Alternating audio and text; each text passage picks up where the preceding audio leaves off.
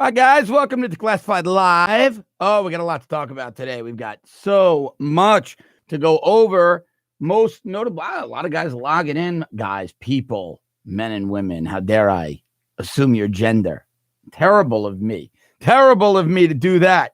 All right, we've got a lot to talk about today. Most notably, why the special counsel, Robert Mueller, does not need an interview with President Donald Trump. Any takers? Anybody want to guess why Mueller doesn't need an interview with the president? Want to guess? Want to guess? John Zealand, good morning, my friend.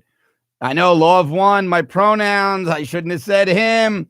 I should say Jim. Oh, yeah. Oh, yeah. All right. Here's why Mueller does not need an interview with President Trump. We learned through leaks, don't know who leaked it, don't know if it was the White House trying to get in front of this thing, don't know if it was Mueller's team, don't know if it was Don McGahn, the White House counsel. But it really doesn't matter because it bodes well for the president. Ouroboros Knoll says because he has everything he needs from other sources. Exactly. But I'm going to go even deeper as to why he specifically doesn't need an interview with President Trump. Don McGahn, the White House counsel, we now know, sat with Mueller and his investigators for over 30 hours. All right. Now, a lot of people are saying, well, a lot of morons who don't know how this works are saying, oh, the president's cooked. He's done. He's tanked. McGahn was in there. He flipped 30 hours. 30 hours is nothing for a debrief. Don McGahn is the White House counsel. In the White House, there's a crisis a second. It's not a crisis an hour, a crisis a minute. There are hundreds of staffers all doing different things every second. For the White House counsel, who's the chief attorney in the White House, clearly, obviously, the guy who's tasked with making sure that every one of those decisions is legal, is in compliance with U.S. federal law, he knows a lot. So 30 hours is really nothing for the special counsel to come in and get a full debrief from the White House counsel. But here's why it's even more important. The White House counsel is not Donald Trump's attorney. He's not the president's attorney. His job, his mission is to make sure that the White House, as an entity, as a governmental operating entity, operates legally and in a manner compliant with the United States Code and the Constitution.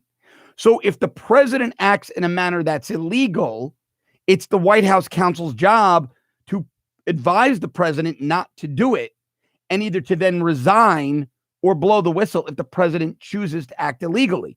And Don McGahn across the board, the White House counsel, is considered a guy of utmost integrity. He's not a Trump guy. He was a Bush guy. He was actually an establishment Republican guy for a long time.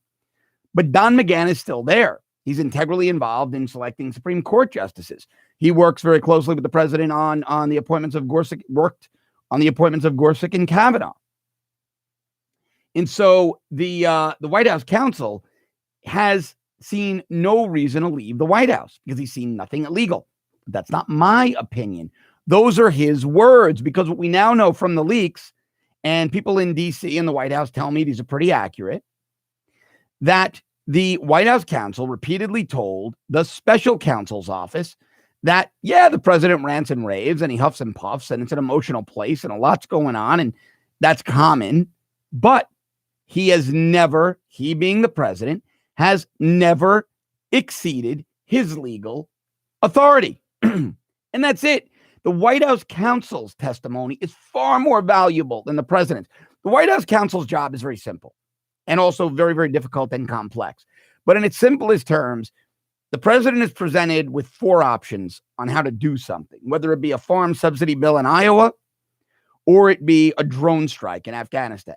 And the president's presented with some options. And the White House counsel's job is to essentially say, Mr. President, of those 4 options, you could disregard option B. That's illegal. That one doesn't comport with the United States Code, the Constitution, the Geneva Convention. So that one is off the table. That one's off the table. Of the other 3, they all appear to be legal and constitutional. So give us your wish list and we're going to vet them a little deeper and make sure it's all ironclad, that they're all legal and constitutional. That's essentially the White House counsel's job, right? And so for the White House counsel to go in and speak to Mueller, he has no allegiance except to the truth, except to the law. And so 30 hours with the White House counsel repeatedly telling Mueller's investigators, the president never made any of these decisions without me present. I was always there for the big decisions. I was there for the firing of Comey. I was there for conversations about Jeff Sessions. I was there for conversations about General Michael Flynn. I was there when Attorney General Sessions was in the room.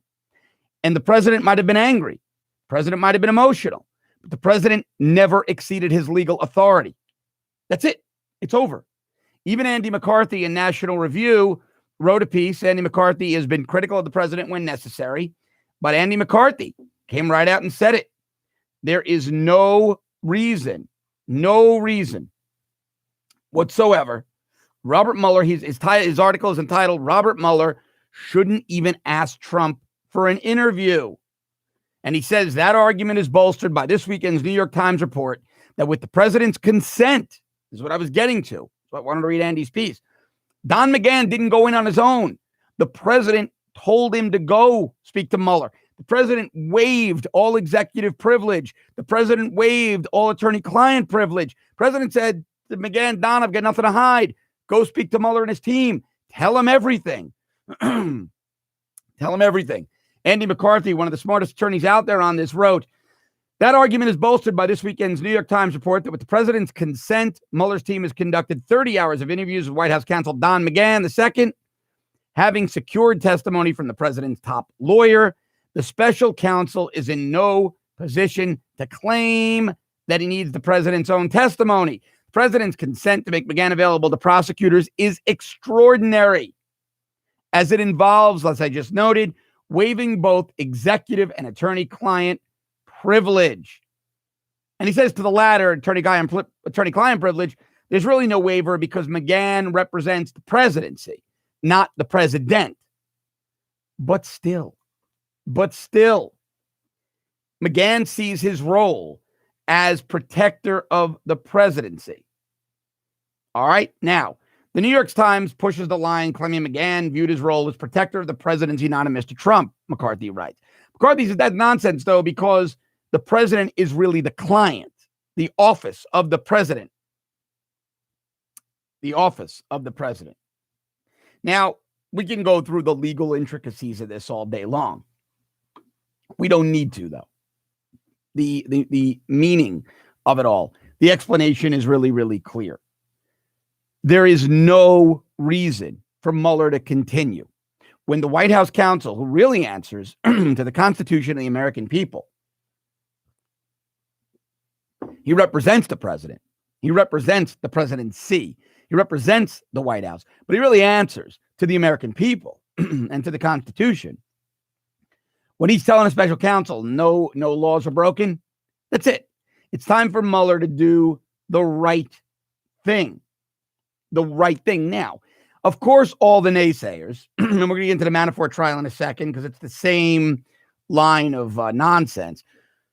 All the naysayers are saying, well, Donald Trump only made McGahn available because he wanted to get in front of this and appear transparent, but he's really a criminal and he really is done illegal things, and he told McGahn what to say, and McGahn went in there and said it's all nonsense. It's all nonsense. It's stupid and it's ridiculous. It's ridiculous. And, what I'm going to do, guys, is if you want to put up dumb trolley comments, we have a new rule that I'm imposing right now. Dumb trolley comments or comments meant to disrupt, I'm just banning you from the chat. You can watch the show, but I'm going to ban you from the chat. We don't feed trolls here. Never have, never will. So anyway, you've got, so Mueller now has no legal, ethical, or moral authority. No legal, ethical, or moral authority to ask Trump for anything. The White House counsel has spoken. The president is under no obligation. President is not suspected of a crime, not charged with a crime. Collusion isn't a crime in the U.S. code. Never happened. I don't believe anybody colluded with Russia, but even if so, it's not a crime in the U.S. code. Not a crime in the U.S. code. Mueller is now investigating nothing. Mueller shouldn't even be prosecuting Manafort. I'm not saying Manafort shouldn't have been prosecuted if there was evidence to support the charges, but it shouldn't have been by Mueller. It should not have been by Robert Mueller. Robert Mueller's job was to look into conspiracy, collusion with Russia. So why isn't he looking into it where we know it exists? Hillary Clinton paying Fusion GPS, hiding the money through her law firm, Perkins Coie, so it didn't have to be disclosed with the Federal Election Commission. Fusion GPS paying Christopher Steele, who then went and colluded with Russians to get damning information on Donald Trump that the FBI then lied about alongside the DOJ to secure a FISA warrant on Carter Page to spy on the Trump campaign.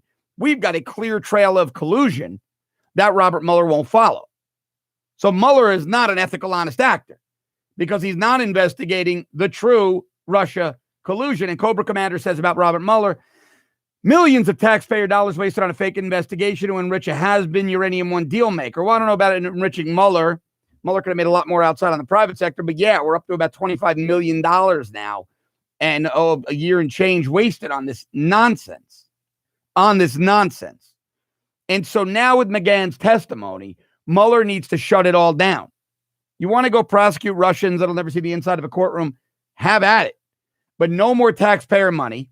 Hand those cases off to the respective United States attorneys, whether they be in D.C. or New York or Virginia, wherever. Hand it off.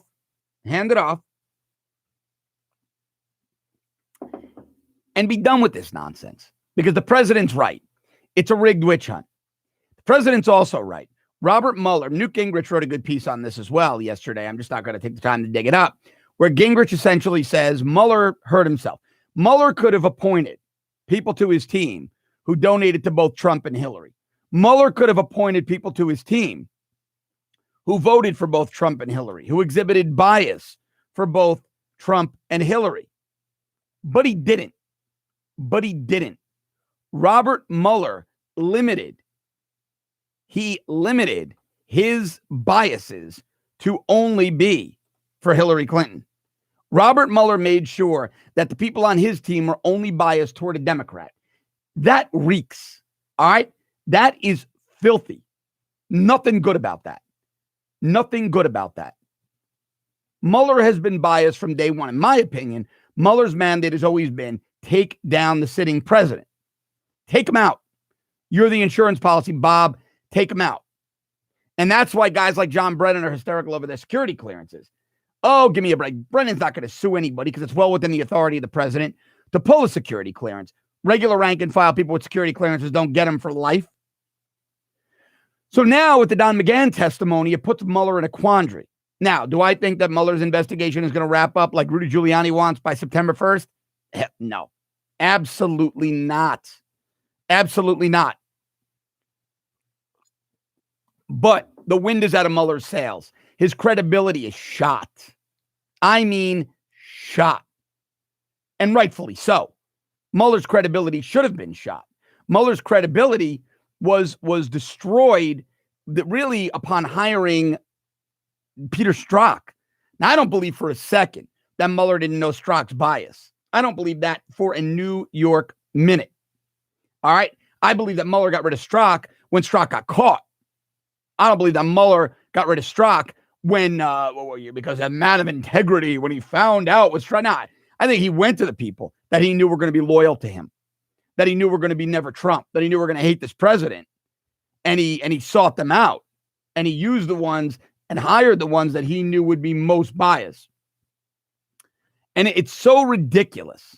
It's so ridiculous for Peter Strzok to have said, well, my bias never played a role in this. And give me a break.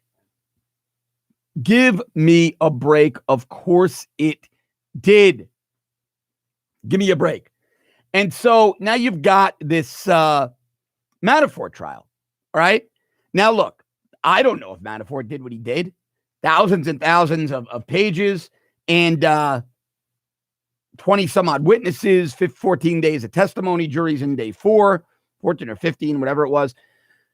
Juries in day 4 right now. Actually, it was like 11 days of testimony or 12 days of testimony. Juries in day 4. So I think we're in day 16 of the whole trial. So it was like almost 2 weeks of testimony. But the jury is not coming back the way the prosecution wanted. They're not coming back with this quick verdict. Now, Panchuto makes an interesting point. Very possible Manafort gets a hung jury in mistrial. Well, here's the thing. A lot of people are rushing to that assumption, but I've sat through trials, right? I was a witness as a cop. It seems that way. However, let's be careful. Could also be because the jury's being very thorough and deliberate in their deliberations. So they're called, right? So they're supposed to be deliberate. And it could be that they're literally going page by page and thoroughly line by line through every document provided by the prosecution, to every witness statement, to the transcripts of the witness testimony. That's one possibility. The other possibility is you got a juror or two who just hates Mueller's guts, who doesn't believe Rick Gates, who thinks Manafort is the victim of political persecution. Or you could have 11 jurors that want to acquit Manafort and one who hates Manafort's guts and loves Hillary Clinton and hates Donald Trump. We really don't know, is my point. We really don't know. Now, I will say this. Experience-wise, I haven't been that cop who testified before juries, grand juries, pretrial hearings, been through the process. I feel, experience tells me it bodes better for the defense, for Manafort, than for the prosecution. That on Friday, jurors came, it was late Thursday, early Friday, jurors asked the judge to clarify the meaning of beyond a reasonable doubt. Again, I say this with the caveat that we don't know, but it seems to me, Czech Nationalist, how are you, man? Thanks for coming back today. It seems to me that bodes better for the defense than it does for the prosecution. You also got to remember, they're hearing 18 counts against Manafort. The government has a prosecution rate on these crimes of like 98.9%. And so a lot of stars would have to align for them to acquit Manafort fully. I don't think that's going to happen. Look, anything can happen, but I don't think he gets acquitted fully. The government presented a lot of evidence on 18 counts. Hung jury, bunch of stars have to align. Unfortunately for Manafort, or if he's guilty, fortunately for the government, it seems the math works in favor of them finding him guilty on something in these 18 counts. But then again, there might be one juror that just feels this deck was stacked from the beginning and they're going to hold out no matter what and hang the jury. It's not an acquittal. The government can re-prosecute. They may very well do that. They probably will. Or the president could step in at that point and say, I'm pardoning Manafort on everything. This is a nonsense. It's a waste of taxpayer money. Mueller, you didn't prove your case. It's over. Go away. Go away. Now, Ouroboros says Mueller is nothing. He's peddling process crimes. I agree. Trying to get Trump on perjury. I agree. I agree with you 100%. I think Mueller, that's a different issue. We agree 100%. I'm talking about the Manafort jury. Let's go back to that. It's a good point. I believe Mueller is nothing. Nothing. And that's exactly why he jammed up General Flynn, who's a friend of mine, full disclosure. Gotten to know the general. He's a wonderful man. His son, Mike Jr., has become a very good friend of mine. We speak all the time. I have dinner when I'm in D.C. These are good people. These are really good people, the Flynns. What was done to the general is a disgrace. And every time I speak to General Flynn, he never once talks about himself. He's never complained. He's never played the victim. The only thing General Flynn has ever said to me about the case, I don't ask him about the case. I don't overstep. It's an open case. I don't go there. It's, how are you, General? How you doing? How's the family? How's everything? We talk about the state of the country. And all he ever says is, I just hate what this is doing to the nation. All he ever says. That's it. It's all he cares about. He doesn't care about himself. He cares about his family and what this Mueller investigation, this witch hunt, is doing to the nation. He's a good guy. He's a really good guy. And Mueller, I think now has really, unless you're a far, far left partisan, goodwill is against him. Goodwill of the American people is against him. Now, back to Manafort. So did Manafort do these things? I don't know. There's a lot of evidence. But what also might work in his favor is that the government looked at Manafort's case several times over the last 12 years and decided there was nothing to prosecute. You don't think that's going to weigh on the minds of the jury? The jury's going to say, wait a second. The DOJ and the FBI, including when you were director of the FBI, Robert Mueller, knew about all this and did nothing about it. Now you get appointed. To do what a lot of people feel is take down Trump. And all of a sudden, 10 years later, now these are prosecutable crimes. You didn't go after him when you were director of the FBI, but now you're going after Manafort. I'll tell you this. If I were sitting on that jury, that would put doubt in my mind. That would put a lot of doubt in my mind. I don't know if I'd be able to weigh the evidence against that doubt. That creates a lot of doubt. A lot of doubt.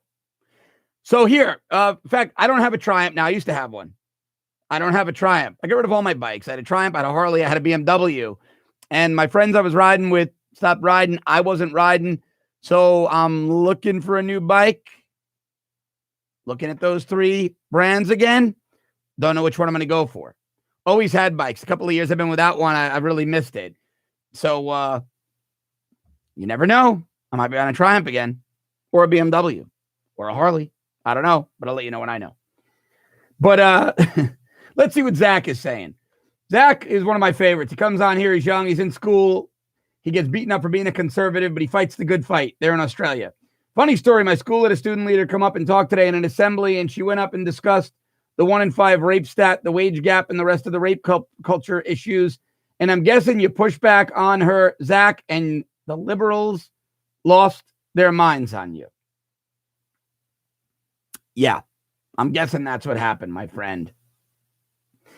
Well, anyway, back to Manafort. Then we'll go to your questions, comments, your questions, your comments, your show ideas.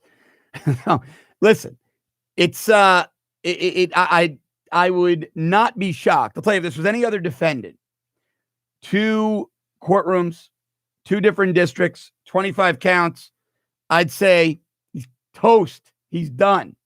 Now, I will say this.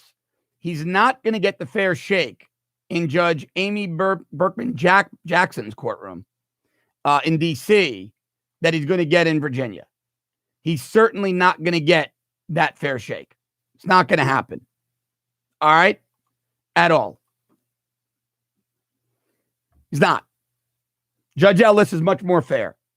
Let's talk about the judge. Let's talk about what CNN wanted to do.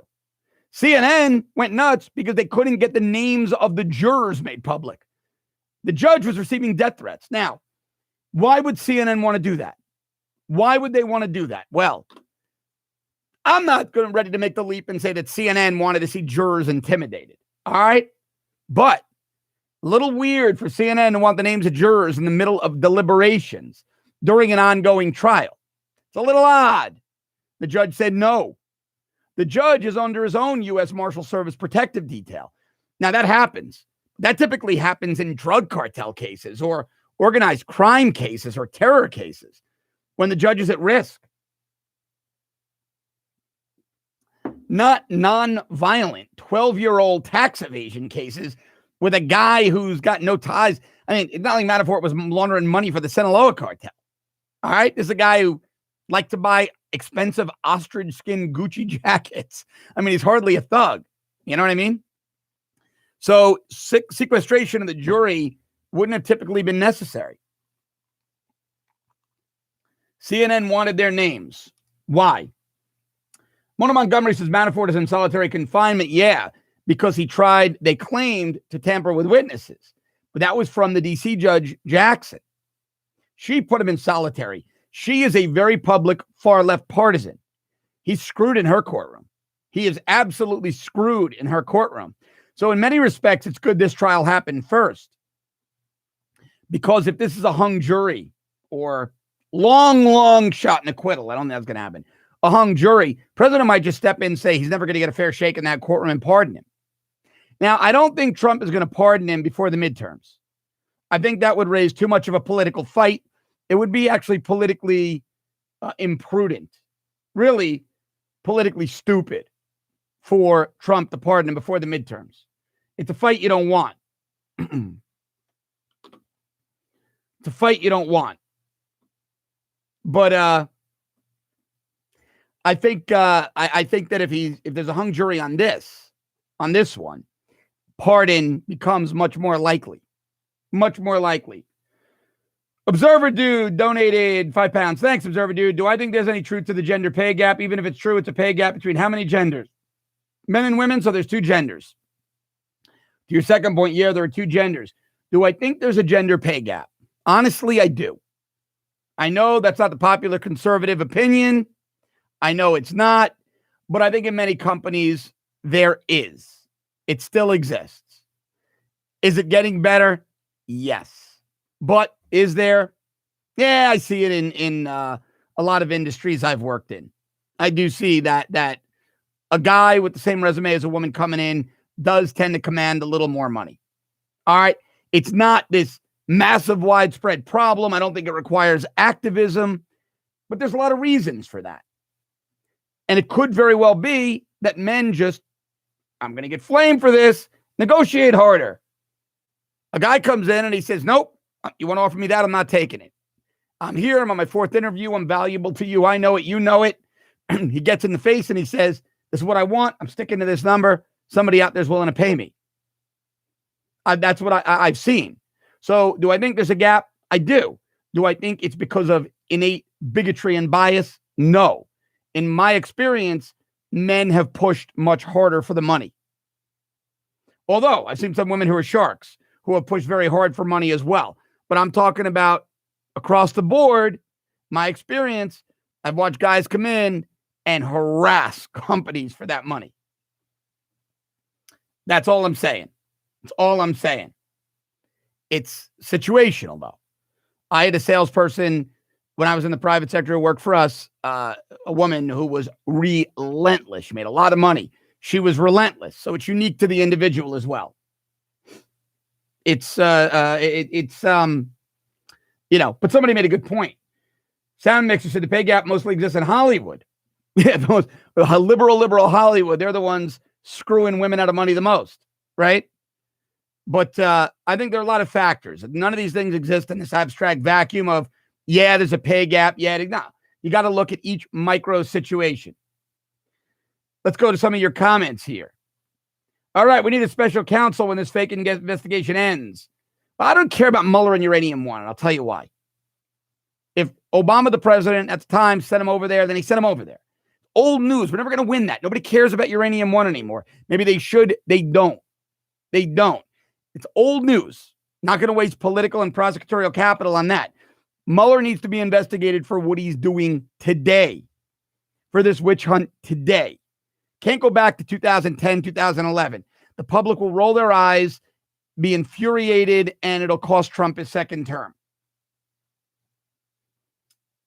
That's what'll happen. That's what'll happen. So you got to go to what's going on today. And what's going on today, I knew my pay gap speculation, I knew my pay gap comments would drive people nuts. But look, it is what it is. You also got to remember something.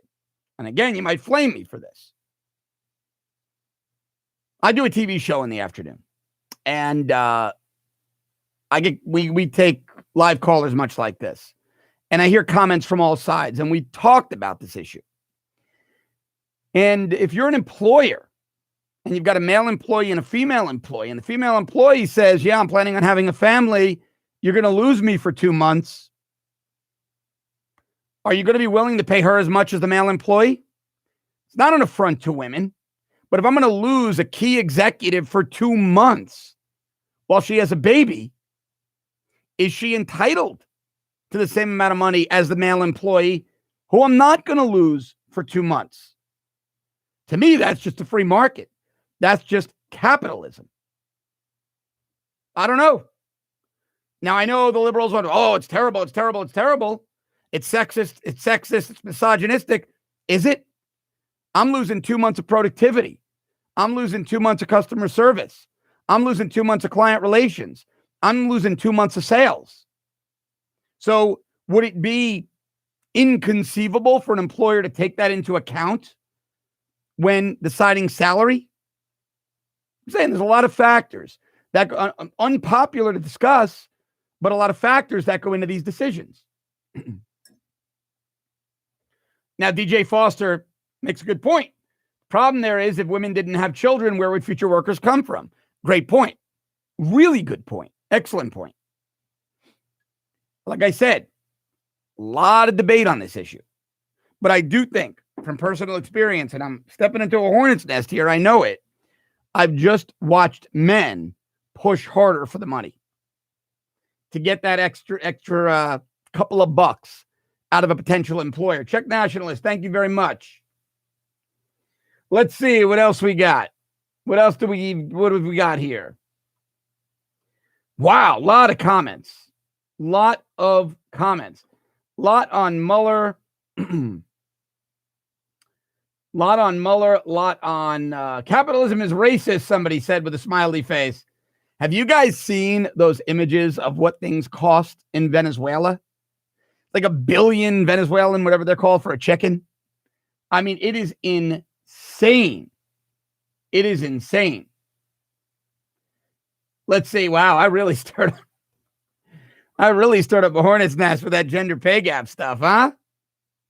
Woo-wee. People are not going to be happy with Cardillo today. They are not. Sean Wigfield, I'm not Ezra. So Ezra pronounces his name Levant. I am not Ezra, though. So I'm John Cardillo. Ezra is the founder of the Rebel, CEO. He's got another show here on YouTube. We both wear glasses, though. We both have dark hair. So, yeah, El Dorado says, we don't like liberal talking points. LMAO, neither do I. Preston Canning is wrong, saying everything the mainstream media is telling you about Venezuela is a lie. The U.S. wants to go in there for the oil. That's absolutely wrong. I'm in South Florida. I have a lot of Venezuelan friends. Their families were well off. They were doing very well. I had one friend, his family was doing incredibly well. Parents had to now come here and live with him. They lost everything. They worked 40 years. They were very successful. Financial professionals. Had a very successful import-export business. They lost everything. Venezuela is hell right now. Your comment is absolutely wrong. Animals are suffering. People are eating their pets. It is a terrible, terrible situation. Hugo Chavez's daughter, though, is a billionaire. She's the wealthiest woman in Venezuela because they pillaged the oil resources. Pillaged it. Venezuela is a mess. Look, Trump isn't trying to nation build. I think Venezuela is one place we should send in troops, stabilize the situation, and take the oil. Yeah.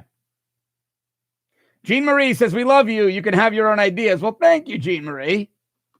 Hey, look, I'm just trying to make it in your world. I'm just a squirrel looking for a nut. No. Listen, everybody should be able to have their own ideas without being jammed up.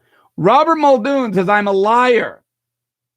Venezuela is a CIA operation created by the U.S. for the oil. Well, that's just silly, since the U.S. is going to be the largest net exporter of oil by 2023 using our own resources.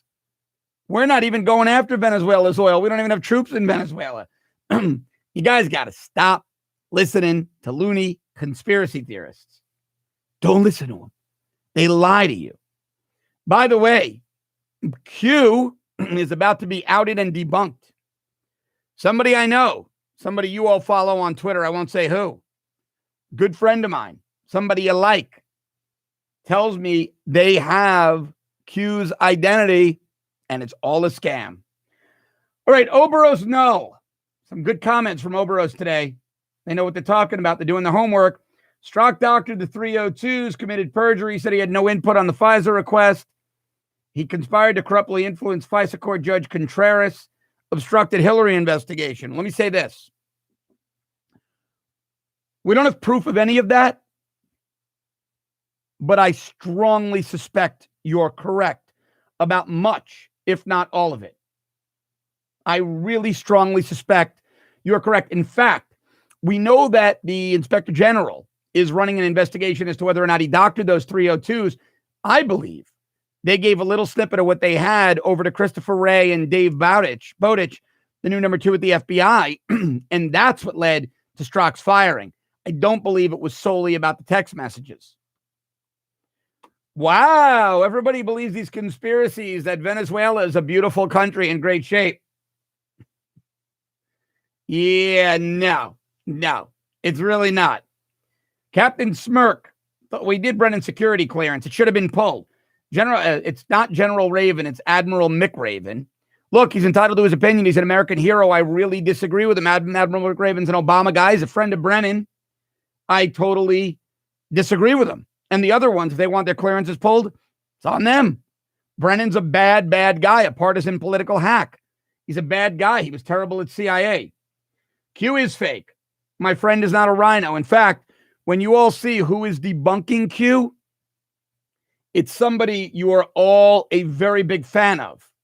Somebody you all follow and trust. You're going to be very surprised.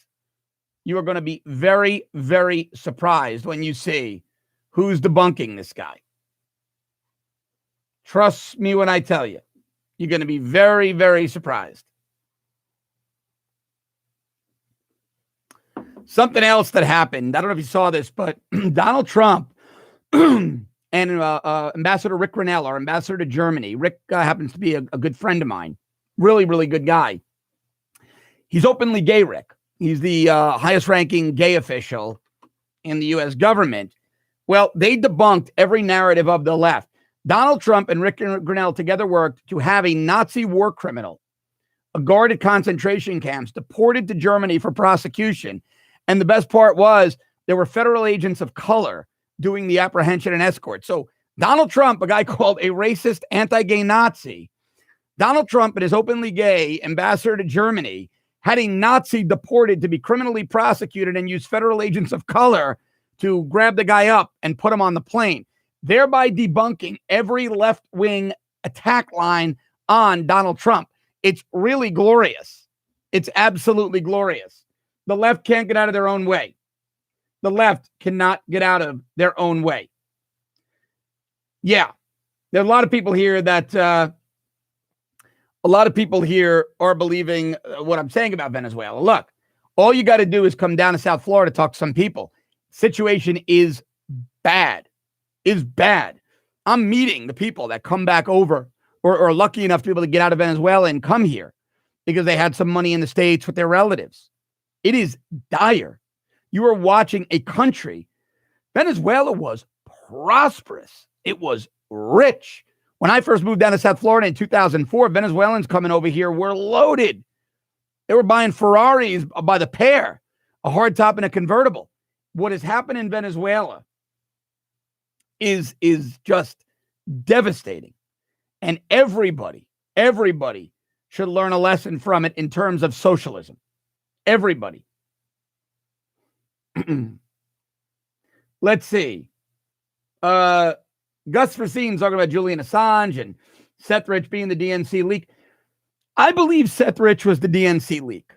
I believe there's evidence that he might have been killed for it. I don't believe it was an orchestrated conspiracy of federal agents killing Seth Rich. I think it was something much more common in crime. Another staffer might have been upset that he did it. They got into a fight and Rich got shot. Let me tell you, professional assassins don't leave a trail like this, okay? All right, I arrested murderers. They don't leave a trail like this. I think at the end of the day, it's going to be much more, if that murder is ever solved, it's going to be much less conspiratorial, intriguing, and exciting. It's going to be more of a, just a heated argument gone wrong. And that's really how a lot of murders go down. People are asking me what are on the planes from Little Rock. I have no idea what you're talking about. I don't know. The Clintons? The Clintons don't want to talk? I don't know. Yeah, this Q thing has really gotten ridiculous. Really, really gotten silly. And I'm so glad that reputable conservatives are now finally moving to debunk this stupidity, this idiocy. It really did a tremendous disservice to everything we were trying to do to get the truth out there. It really did. And, I've always despised these conspiracy theories, and I've been flamed for it. As a conservative media guy, I've been told, oh, you're blue-pilled, and you're not woke, and you're this, and oh, my God, you're a rhino, you're a shill. You're a shill of the establishment. You're owned by the Rothschilds and Bilderberg. Give me a break.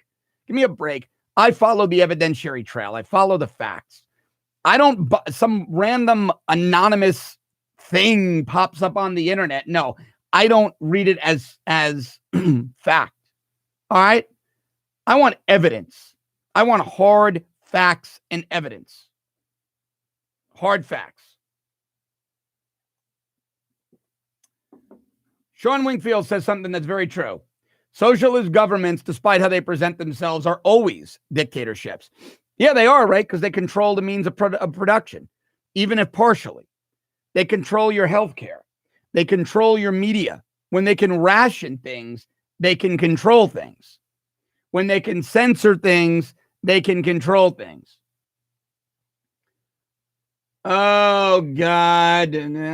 Planes from DOJ going a little. Give me a break. Planes from DOJ. How do they know they're planes from DOJ? The Department of Justice doesn't have a runway out front. You guys got to start doing a little homework on this stuff. There are issues that happen around the country.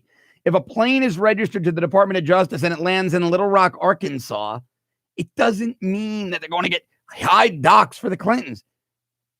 No. It could simply mean that a DOJ prosecutor was needed on a drug case down there or on a bank robbery case down there. You guys got to stop believing the conspiracy there. The Clintons haven't lived in Little Rock, Arkansas for decades.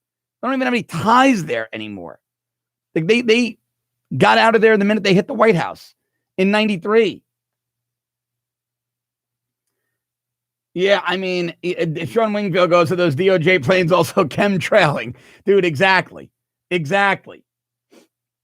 Yeah, I mean, there are major drug cases out. That's why there are not 40,000 sealed indictments about that Mueller is going to drop on him. No, many of those things aren't even indictments. One day I'll teach you guys how to use PACER, which is the federal court system search. Those of us who have worked in investigations, who understand how all that stuff works, we laugh at this. Many of those things are like sealed transcripts in drug cases.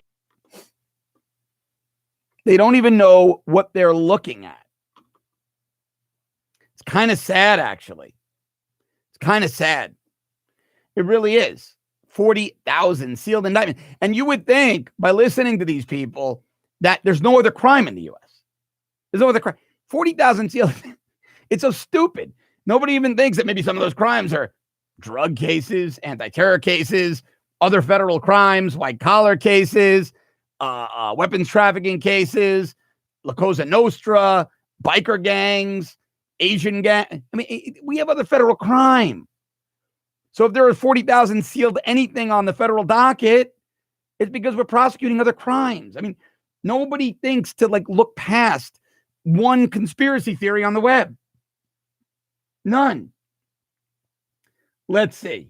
Cobra Commander, yeah, the 40,000 sealed indictments are ridiculous. Look, I looked into it. Many of those things aren't even indictments.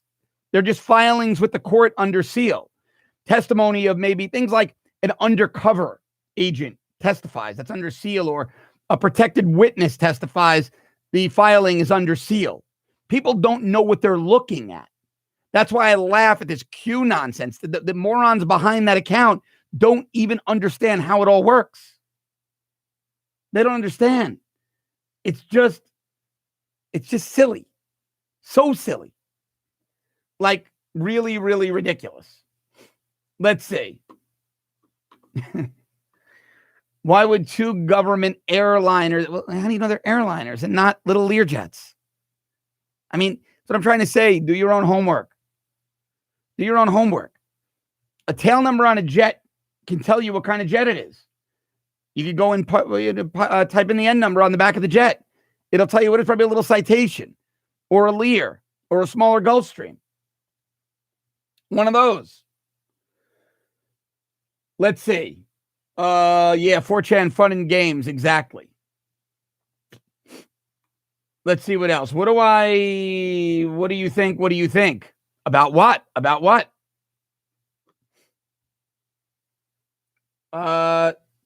Gitmo Holiday says we still don't know what foreign state Senator Gohmert. Well, Louis Gohmert's not a senator. He's a House member. He's a representative. So Representative Gohmert referred to in the stroke hearing, pointing at 30,000 HRC. Which foreign actors you're saying compromised Hillary's private email? Probably many. Probably Russia, China, Iran, a whole bunch. Sean Wingfield says, I know you don't talk about Tommy, but could you give us some insight on what solitary does to him? I don't not talk about Tommy Robinson, only because Ezra's doing a really great job with it. He has far more info than I do on it, real-time info. He's very friendly with Tommy. They speak. Look, it depends on the person with solitary confinement. I had a couple of defendants that were placed there. Some people are real tough. They handle it well. Others, it breaks them. It really depends on the individual, you know? I don't know. Let's see. Preston Canning says, I really like the Rebel. When I hear you talk, it kind of frustrates me with the nonsense I'm spewing. Well, if you like conspiracy theories without any truth behind them or facts to back them up, then yeah, I'm going to frustrate them up. Then yeah, I'm going to frustrate you. You're not going to like me. You're probably not going to want to watch me. You're probably not. Douglas Gillespie says, Trump is spelled wrong on my shirt. Yeah, I spell it like Al Sharpton spells respect. Did you guys see this?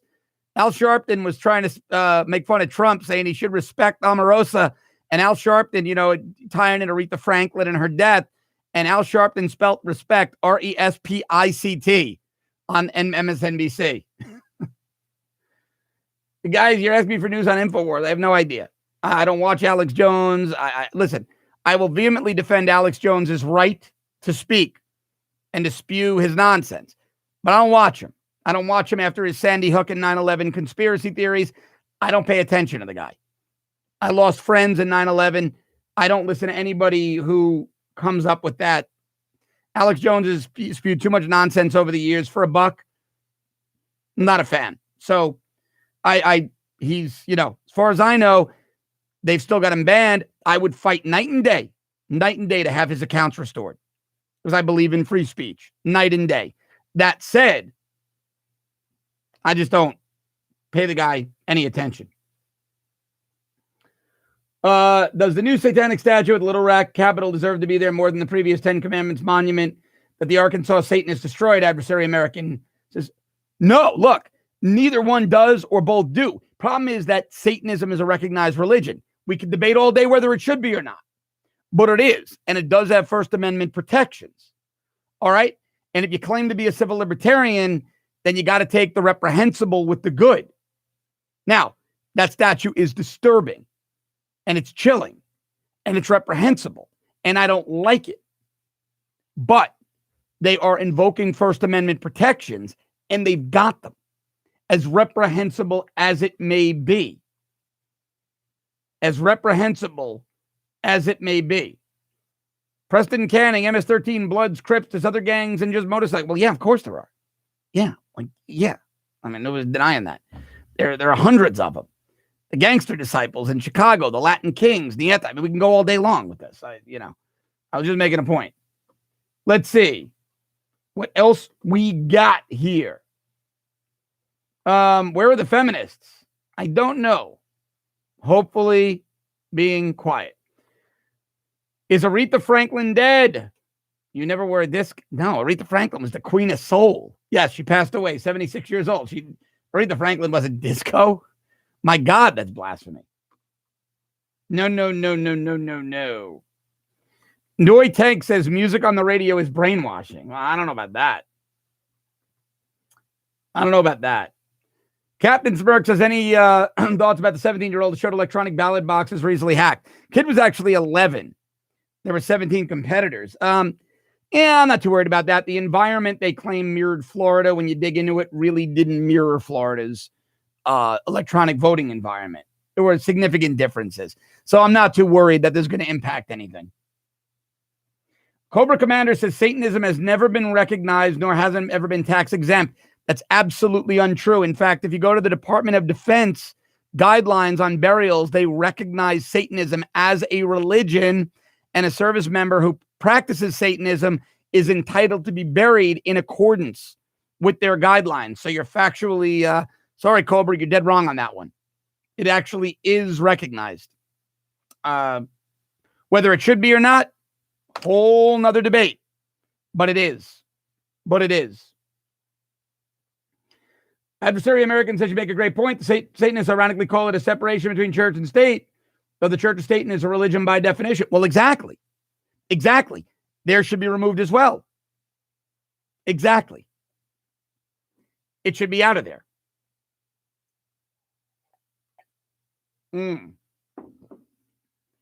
Sound Mixer says the devil is evil and everything to do with him is evil. Yeah, that's the understatement of the year, Sound Mixer.